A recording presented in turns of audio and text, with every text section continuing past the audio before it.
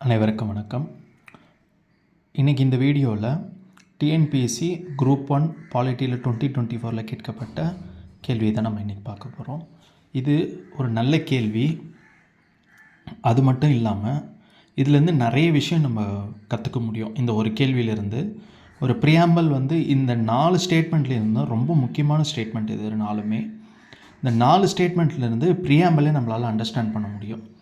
ப்ரியாம்பலில் என்ன நடந்திருக்கு, ப்ரியாம்பலை அமெண்ட்மெண்ட் பண்ண முடியுமா அப்படிங்கிற எல்லா விஷயமுமே, ப்ரியாம்பல் என்ன சொல்லுது அப்படிங்கிற எல்லா விஷயமே இந்த 4 ஸ்டேட்மெண்ட்லேயே நம்மளால் கற்றுக்க முடியும்.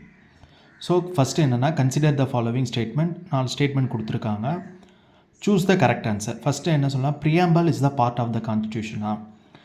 இந்திய முகவுரை இந்திய அரசியலமைப்பு ஒரு பகுதியான்னு கேட்குறாங்க.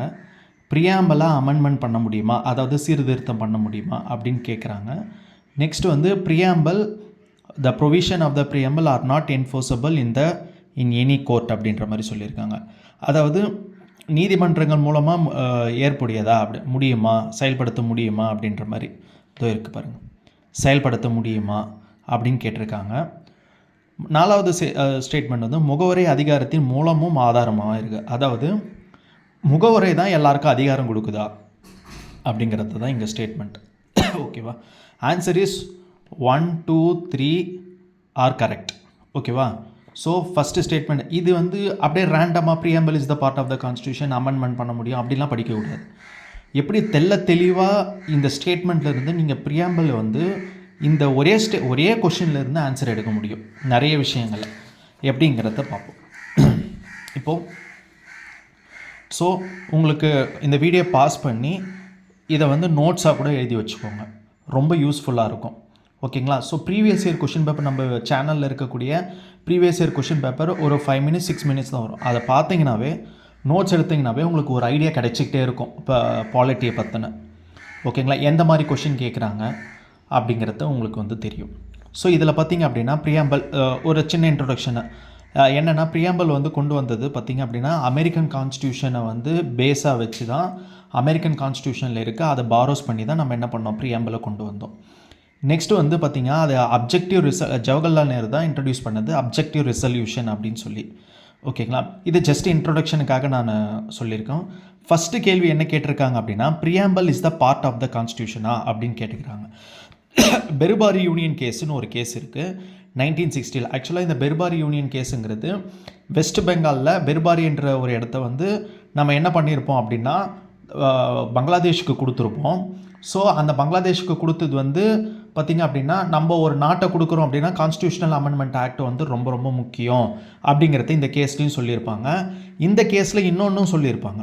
என்னென்னா, preamble is not the part of the constitution. அதாவது முகவரை பார்ட்டு கிடையாது,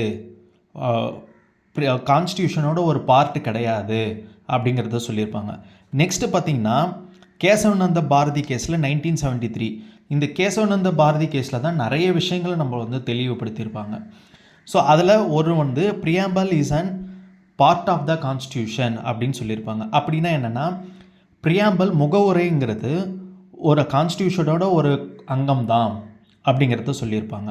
அது மட்டும் இல்லாமல், இப்போ கான்ஸ்டியூஷனில் பற்றி எதனா சேலஞ்சஸ் வருது, செக்குலரிசம், மதச்சார்பின்மைனா என்ன, இந்த மாதிரி நிறைய விஷயங்களில் வரும்போது ஜட்ஜஸ் என்ன பண்ணுவாங்க, முகவுரை தான் ஒரு பேஸாக வச்சுருப்பாங்க.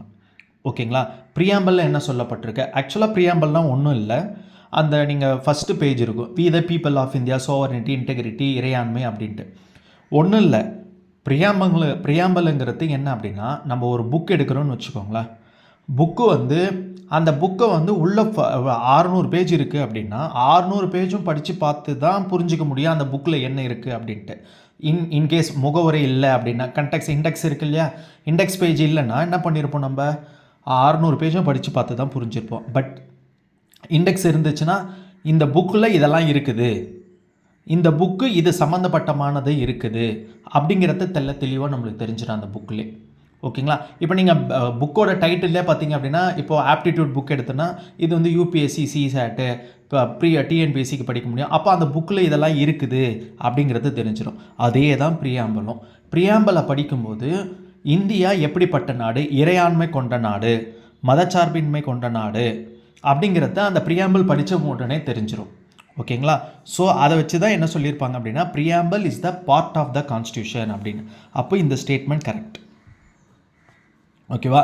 ப்ரெசண்ட்டாக preamble is the part of the constitution. Present stage 1973 சொன்னது மட்டும் இல்லை, இன்றைக்கு வரைக்குமே ப்ரியாம்பிள் கான்ஸ்டியூஷனில் ஒரு அங்கம் அப்படின்றது தெரிஞ்சுக்கணும். நெக்ஸ்ட்டு வந்து பார்த்திங்க அப்படின்னா preamble can be amended. Preamble amendment பண்ணியிருக்காங்க. எப்படின்னா 42nd constitutional amendment act 1976 socialist, secular, integrity அந்த மாதிரி வந்து ஆட் பண்ணியிருக்காங்க. ஸோ ப்ரியாம்பிளை அமெண்ட்மெண்ட் பண்ண முடியும் அப்படி. அப்போது செகண்ட் ஸ்டேட்மெண்ட்டும் கரெக்ட். ஓகேவா? செகண்ட் ஸ்டேட்மெண்ட்டும் கரெக்ட். நெக்ஸ்ட்டு வந்து பார்த்திங்க அப்படின்னா இட் இஸ் நாட் என்ஃபோர்ஸபிள் அப்படின்ற. நாட் என்ஃபோர்ஸபிள்னால் என்னென்னா, அதாவது இப்போ ப்ரியாம்பிளில் ஒரு விஷயம் வந்து ஜஸ்டிஸ்ன்னு வச்சுக்கோங்க. ப்ரியாம்பிள் ஒரு ஜஸ்டிஸ் இல்லை லிபர்ட்டி இல்லை என்னென்னா இருக்கட்டும், சோவரனிட்டி, இன்டெகிரிட்டி, என்ன வார்த்தைனா இருக்கட்டும், டெமோக்ரஸி, இந்த வார்த்தைலாம் இருக்குது அப்படின்னு சொல்லி கோர்ட்டில் அது எனக்கு கொடுக்கல அப்படின்னு சொல்லி கோர்ட்டில் போய் கேஸ் போட்டு நம்மளால் வாங்க முடியாது. அதுதான் இட் இஸ் நாட் என்ஃபோர்ஸபிள். ஓகேங்களா? இட் இஸ் நாட் என்ஃபோர்ஸபிள்னால் மறுபடியும் சொல்கிறேன், ப்ரியாம்பிளில் சொல்லப்பட்டிருக்கு இந்த வார்த்தைகள்லாம். ஸோ அதனால் எனக்கு இதை கொடுங்க அப்படின்னு சொல்லி கோர்ட்டில் கேஸ் போட முடியாது. தட் மீன்ஸ் ரிட் கோர்ட்டில் கேஸ் போட்டு வாங்க முடியாது. That is not enforceable. ஓகேங்களா? அதுதான் இட் இஸ் நாட் என்ஃபோர்ஸபிள் அப்படின்னு சொல்லி சொல்கிறாங்க. ஓகேங்களா? ஸோ அப்போது இது பார்த்திங்க அப்படின்னா இந்த provision of the preamble are not enforceable. Not correct. It is not என்ஃபோர்ஸபிள்னா இந்த கோர்ட் ஆஃப் எனி லா, எந்த லாவும் எந்த கோர்ட்லேயும் நம்ம என்ன பண்ண முடியாது, இதை வந்து சொல்ல முடியாது. நெக்ஸ்ட்டு வந்து இது ரொம்ப முக்கியமான ஸ்டேட்மெண்ட். இது preamble is the source of power அப்படின்னு சொல்லிட்டு இது வந்து தவறான ஸ்டேட்மெண்ட்.